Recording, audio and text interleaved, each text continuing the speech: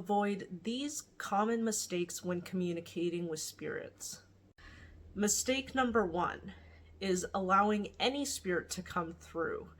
The reason why you don't want any spirit to come through is because that will attract negative spirits like attachments or a negative haunting, which is something that you want to best avoid.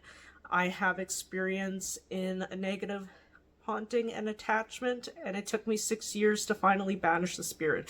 It was an absolute nightmare.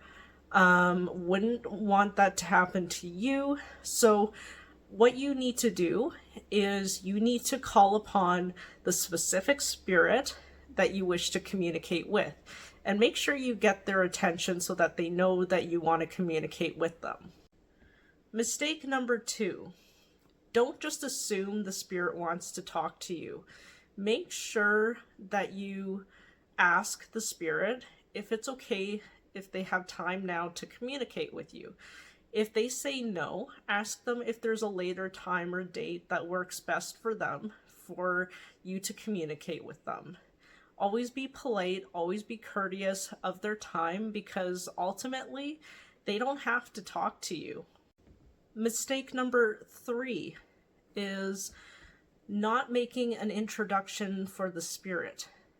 The reason why this is important is because it introduces you to them, because otherwise they may not really understand why they're there to help you.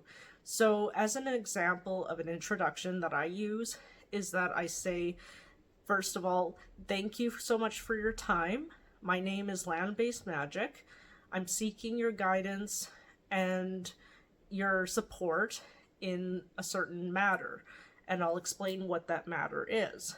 So always be polite when you're making an introduction, and always have an introduction ready for each new spirit that you meet so that they know what's kind of going on.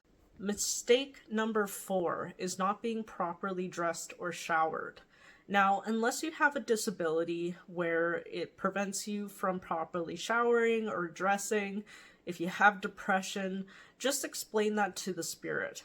But if for most folks, you want to be properly dressed and showered, because just because you cannot see them does not mean that they cannot see you, and doesn't mean that they're less real. So make sure that you're clean, that you are dressed as if you would when meeting someone. Always be professional and always be formal in a way. Mistake number 5 is not creating a space for the spirit. So you always want to make sure that you tidy up and clean up the space that you're welcoming the spirit in, so that it doesn't feel overwhelming to them and a place that they want to avoid. If there's reasons why your place is messy, like say you have a disability or mental health, just explain that to them. But you for sure at least want to set up a chair for the spirit to sit on. It's always recommended to be overly courteous, overly polite, than not. So at least if you set a chair up for them, they have a place to sit and talk to you. Mistake number 6 is being overly demanding.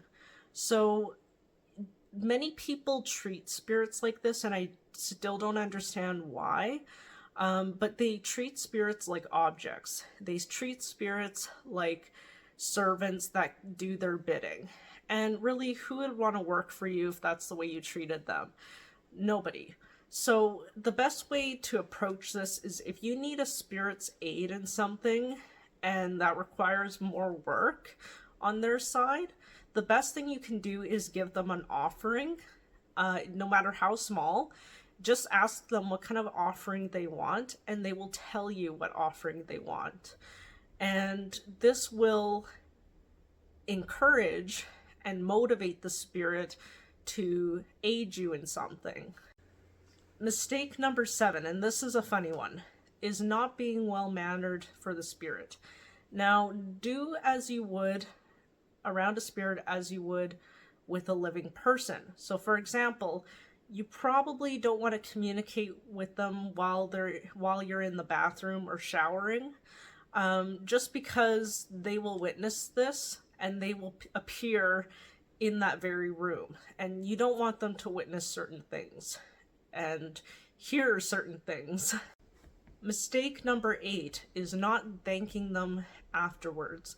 So after they helped you, or you received guidance from them, or they have communicated with you, always thank them afterwards, because it shows a level of courtesy and politeness, and that helps strengthen the relationship between you and the spirit.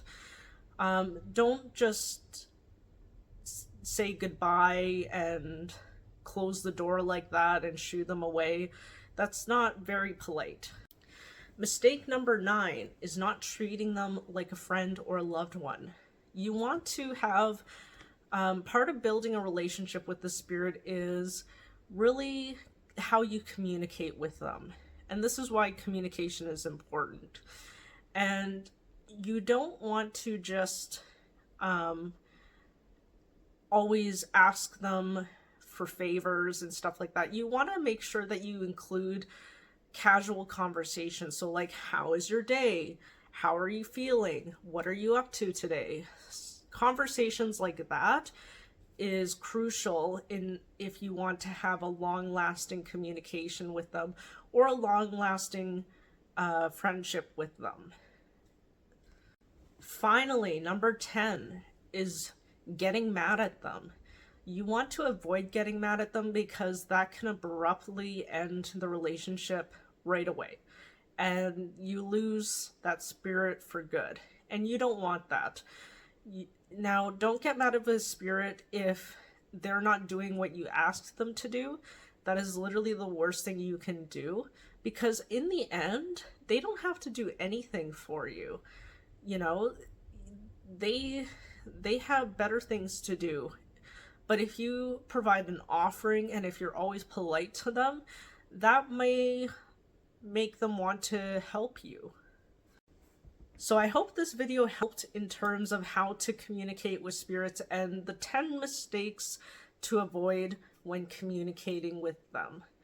I want to just step in and say that I offer free spiritual coaching. There's no cost. It's entirely a free service. So if you're interested, DM me and I will offer you free spiritual coaching.